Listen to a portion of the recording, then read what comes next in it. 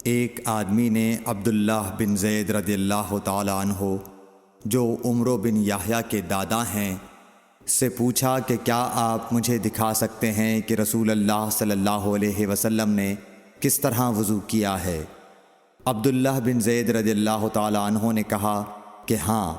پھر انہوں نے پانی کا برتن منگوایا، پہلے پانی اپنے ہاتھوں پر ڈالا اور 2 مرتبہ ہاتھ دھوئے، پھر 3 مرتبہ کلی کی، 3 بار ناک صاف کی، پھر 3 دفعہ اپنا چہرہ دھویا، پھر کوہنیوں تک اپنے دونوں ہاتھ 2 مرتبہ دھوئے، پھر اپنے دونوں ہاتھوں سے اپنے سر کا مسح کیا۔ اس طور پر اپنے ہاتھ پہلے آگے لائے پھر پیچھے لے گئے، مسح سر کے ابتدائی حصے سے شروع کیا، پھر دونوں ہاتھ گدی تک لے جا کر وہیں واپس لائے جہاں سے مسح شروع کیا تھا، پھر اپنے پیر دھوئے۔ صحیح بخاری حدیث نمبر 185۔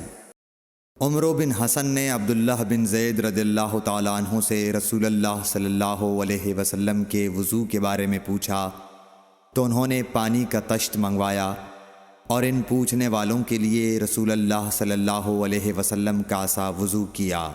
پہلے طشت سے اپنے ہاتھوں پر پانی گرایا، پھر 3 بار ہاتھ دھوئے، پھر اپنا ہاتھ طشت میں ڈالا اور پانی لیا، پھر کلی کی، ناک میں پانی ڈالا، ناک صاف کی 3 چلوؤں سے، پھر اپنا ہاتھ طشت میں ڈالا اور 3 مرتبہ منہ دھویا، پھر اپنے دونوں ہاتھ کوہنیوں تک دوبارہ دھوئے، پھر اپنا ہاتھ طشت میں ڈالا اور سر کا مسح کیا، پہلے آگے لائے پھر پیچھے لے گئے 1 بار، ٹخنوں تک اپنے دونوں پاؤں دھوئے۔ صحیح بخاری حدیث نمبر 186۔ ابو جحیفہ رضی اللہ تعالی عنہ کہتے تھے کہ ایک دن رسول اللہ صلی اللہ علیہ وسلم ہمارے پاس دوپہر کے وقت تشریف لائے تو آپ کے لیے وضو کا پانی حاضر کیا گیا، جس سے آپ نے وضو فرمایا۔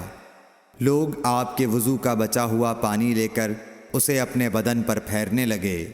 آپ نے ظہر کی 2 رکعتیں ادا کیں اور عصر کی بھی 2 رکعتیں، اور آپ کے سامنے آڑ کے لیے ایک نیزہ تھا۔